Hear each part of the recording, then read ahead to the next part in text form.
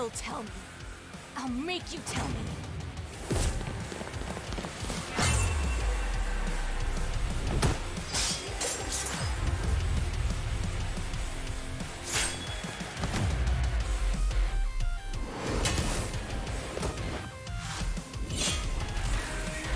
Sometimes the game is acutely aware of the audience it's catering toward and holds nothing back when providing service to that clientele. Once the honeymoon phase was over, Code Vein made it apparent that the relationship between the cold, punishing nature of Dark Souls paired with the shamelessly perverse and whimsical nature of anime fan service may have been rushed into.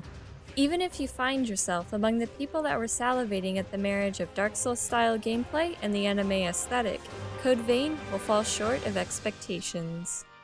On startup, you will have to create your own character in what is possibly the most abundant and intimidating character creator you will have ever seen. After spending what could be over half an hour fiddling with the character creator, the world of Code Vein finally exposes itself. In the game, almost everyone has been turned into vampires that are either revenants, which are vampires that still maintain a sense of self and control, and the Lost, who used to be revenants, but succumbed to the thirst for blood and mutated into monsters. In the beginning, all the lore is told through vague anime cutscenes or nonsense conversations until you meet Lewis.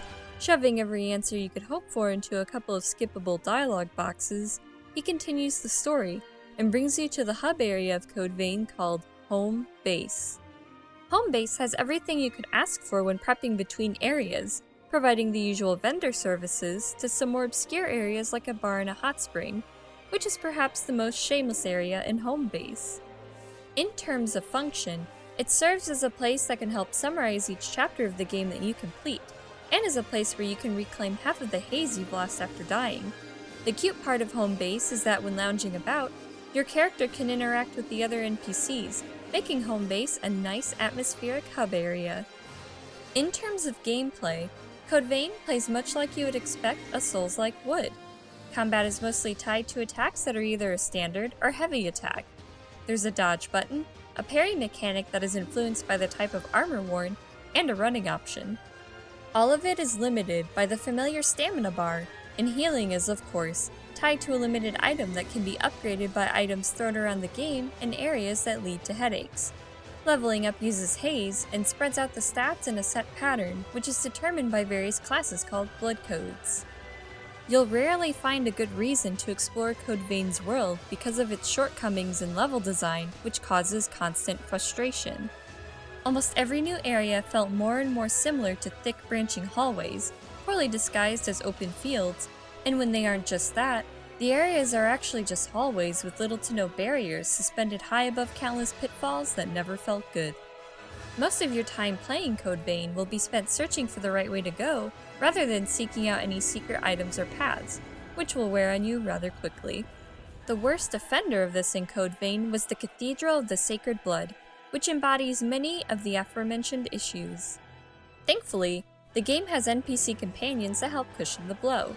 They have their own weapons and skills, as well as personal stakes to the plot, which is refreshing, because the game gives you few other reasons to care about the story. Another notable aspect that Code Vein provides are the boss designs you will come across. While the game's introductory boss fight doesn't set the tone, most of these subsequent boss battles are engaging and unique, while providing a nice challenge. For example, the Invading Executioner is a great pairing of terribly salacious and overwhelmingly aggressive behavior, which is a fair summarization of the nature of Code Vein. So happy, especially Mia. At face value, Code Vein is a perverse Souls-like that flashes anime cleavage more times than you will fall off a cliff cursing at your lack of wings.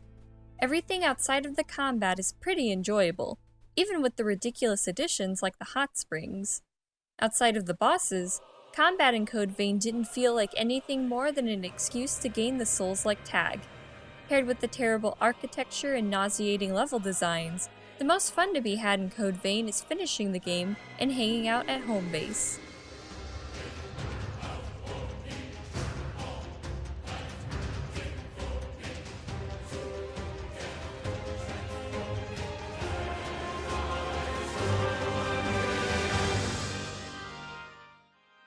If you'd like to know more about Code Vein, Check out our full review on epiloguegaming.com. There, you'll find a full justification for our given score, plus a ton of other unique video game content you can't find anywhere else on the internet. If you like what we do, consider heading over to patreon.com/epiloguegaming. See you next time!